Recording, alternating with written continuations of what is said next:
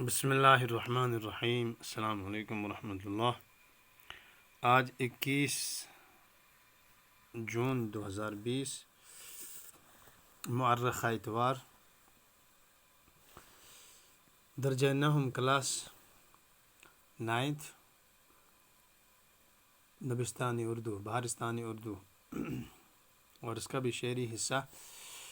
عزیز طلبہ، گزشتہ سبق میں ہم شوریدہ کاشمیری کی شخصیت اور شاعری اور اس کی غزل اول پر مختصر سی تشریح، جو آپ کے لیے ضروری بھی تھی اور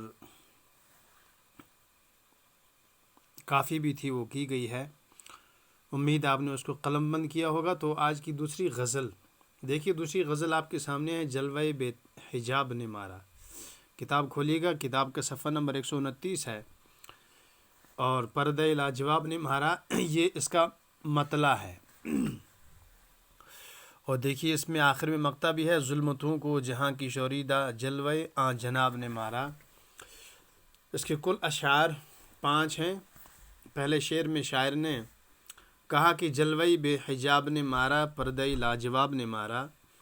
جلوہ بے حجاب، بے حجاب کہتے ہیں بے پردگی کو، بے پردگی کے جلوے نے مارا، یعنی کہ بے پردگی کے حسن، جو جب چہرے پہ نقاب نہیں تھا تو محبوب کے حسن کا جو جلوہ اور جو خوبصورتی تھی، پہلے تو اس سے پریشان تھے، اور پھر جب اس نے پردہ کیا تو پردہ کر کے اس کی ساری شخصیت ہی اتنی نکھر گئی کہ اس نے مزید مارا۔ گویا اس حال میں بھی چین نہیں ہے۔ خار زاروں سے بچ کے ہم نکلے، تیرے رخ کے گلاب نے مارا۔ خار زار کہتے ہیں کانٹے وانٹے، کہہ رہے ہیں کہ مصیبتوں اور کانٹوں بھری زندگی سے تو ہم بچ گئے کسی طرح سے، لیکن تیرے رخ کے گلاب، رخ کے معنی چہرہ، تیرے حسن نے، تیرے رخ کے حسن، گلاب کے جیسے حسن نے ہمیں پریشان کیا، ورنہ تو ہم نے بڑی بڑی پریشانیوں کو ہم نے سر کر لیا تھا، ہم نے جھیل لیا تھا، لیکن آپ کے حسن کے سامنے ہم ڈھیر ہو جاتے ہیں۔ حسن نے دل میں گھر کیا لیکن عشق خانہ خراب نے مارا۔ حسن نے دل میں گھر کر کیا، واضح اس کا شعر ظاہر، اس کا ترجمہ واضح ہے، اس کا مطلب واضح ہے کہ حسن نے دل میں گھر کر لیا، یعنی تمہاری خوبصورتی کی وجہ سے تمہاری محبت دل میں بیٹھ گئی، لیکن عشق خانہ خراب نے مارا۔ البتہ برباد کس نے کیا؟ حسن تو دل میں بیٹھ گیا تھا، لیکن برباد جو ہے خانہ خراب ہو گیا، گھر کی بربادی۔ گھر کی بربادی عشق کی وجہ سے ہوئی۔ حسن نے تو چلو دل میں جگہ بنائی تھی، لیکن عشق کی وجہ سے بربادی ہو گئی گھر کی۔ نت نئے کیا سبق پڑھاتی ہے، روز و شب کی کتاب نے مارا۔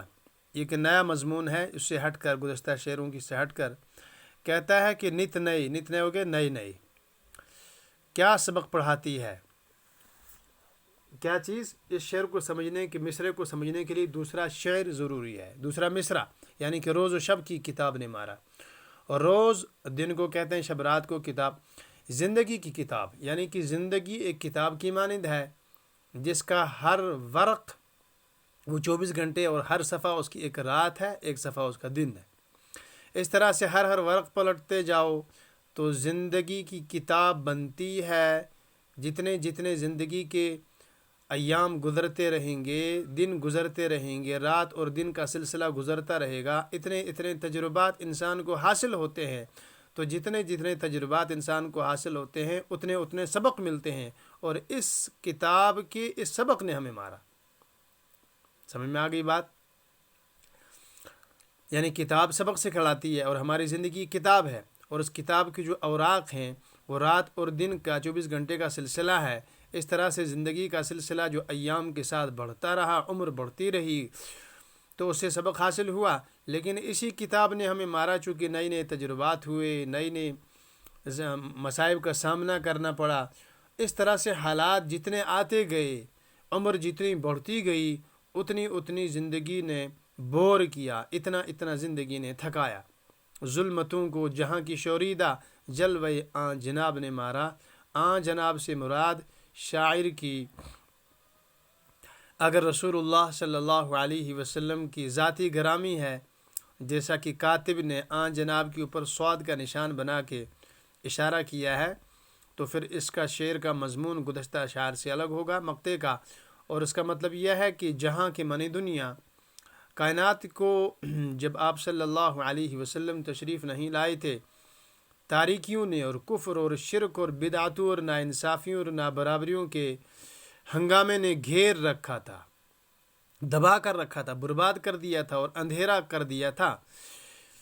اس ظلمتوں کے معنی وہی ہے، یعنی کہ شرک کی ظلمتیں، کفر کی ظلمتیں، نابرابری کی، عدم مساوات کی، غیر انسانیت کی، غیر اخلاقی کی، ان ظلمتوں، ان اندھیریوں کو دنیا نے دنیا کو گھیر رکھا تھا اور اندھیرا کر رکھا تھا، اور پھر اس پہ جو روشنی آئی وہ جلوہ آن جناب تھی، وہ آپ صلی اللہ علیہ وسلم کی روشنی تھی، آپ کی تعلیمات کی روشنی تھی، آپ کی ہدایات، آپ کے پیغامات اور آپ کی رسالت کی روشنی تھی۔ کہتے ہیں اس نے اسے ختم کیا، کس کو؟ جہان اور کائنات کی اندھیریوں کو اور ظلمتوں کو۔